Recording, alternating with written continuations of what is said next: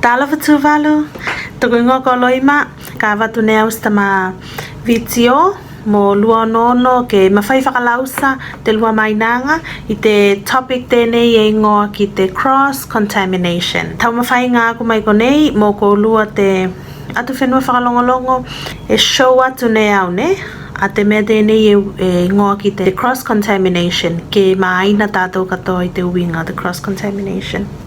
So the reason if I know the video tēnei, e lawe atu te uke o tino I whakaongan lātou wa mea konei ngoa ki gloves mo masks. I loto I so se public area e whanoko ki ei, te uke ngā tino whakaonga mea konei ne, e tonu la me a mea konei e pui nei a koe mai te manu tēnei ngoa ki te COVID-19 ne.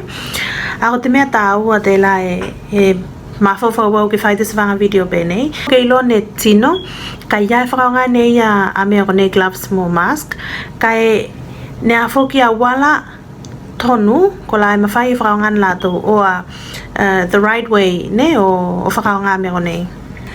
Ona la tātou ko whai ke olo ki te supermarket place, ne? O lo tongi tau groceries. We decided that tātou ka olo mo toa mask, ne? Ona la me I te konga te la, e uke kilo atino iei, ne? So tātou manako pui tātou ke mo ai mau an te COVID-19, so lo tātou mo te mask, mo gloves sa tātou, ne? For example, mene, this is not a real mask. If I te fua ne au, o show a te video, ne?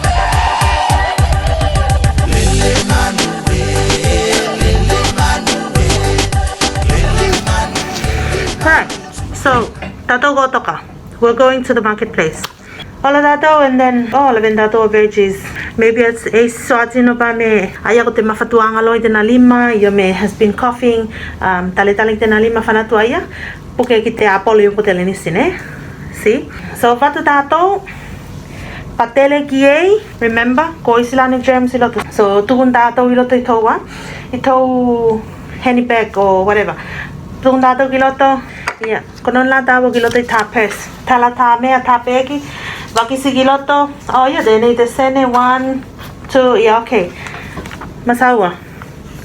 Already contaminated to kuli mai ko. Te patele telefoki au ki sene gonei, for example. Avein tawo ki te tino de lai. No fato ia te na to pass ne ya sene gonei gini tino ne, and then the process continue lo I continue. Hola tato. Yeah, mangiso mai to iso. Ko lati ne au. Lati. And then, kita whakapali niya ka tako mask. Whakapali niya ka te mask.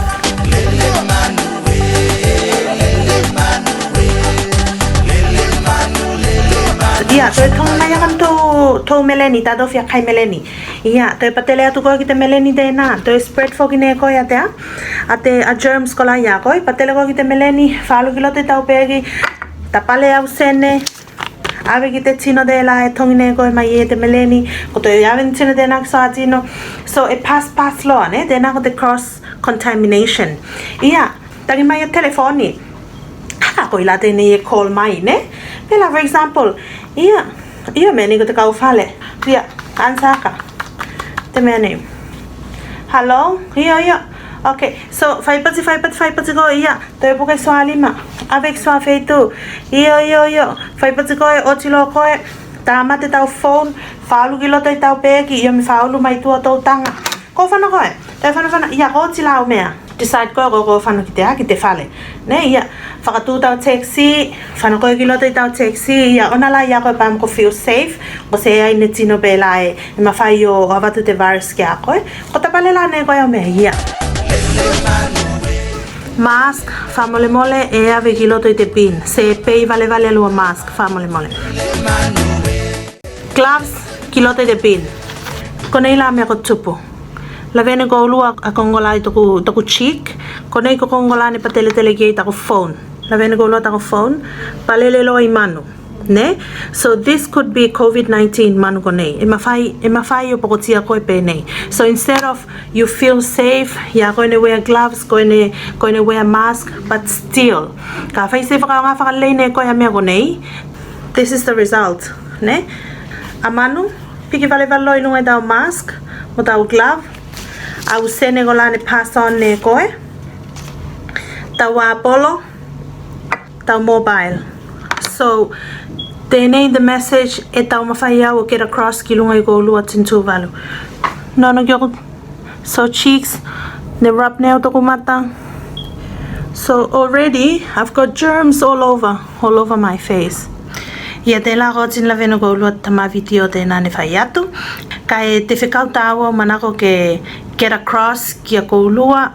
Ke tau mawhai lau whakao ngā a hand sanitizer ne.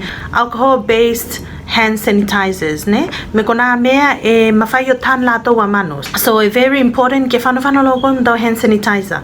So a mea always wash your hands with soap and water. Very simple. Whakao ngā te vai, whakao ngā sopu, fulu whakaleke mā o lima. Pela am te video tāne whai atu te last week. Fulu o lima sopu mo te vai for 20 seconds or more. Another important thing, ka whai koe whanawhana I te public, mo gloves, mo tau mask, tau mwhailau sepa tele ki tau face. That's how te manu e mawhai o ulu ki lotu I tau whoitina through your eyes, nose, and throat and mouth. So please avoid touching your face. So tēnei te mea whakamatako ki loa. Me even though ko tin tapale au gloves mo tau mask ko tin tapale, you think you're safe, but no, you've got germs all over your face. You've got germs in your belongings. Whanako ki te whale. Watu au tama I ko I whokine, pa tele ki au belongings kona. That's how spread ne koe the disease. You're not protecting yourself the way you should be. Kati tēnā tama video mai konei, hopefully relay whakalei neo the message ki mai na whakalei koulua, kai whaftai lasi.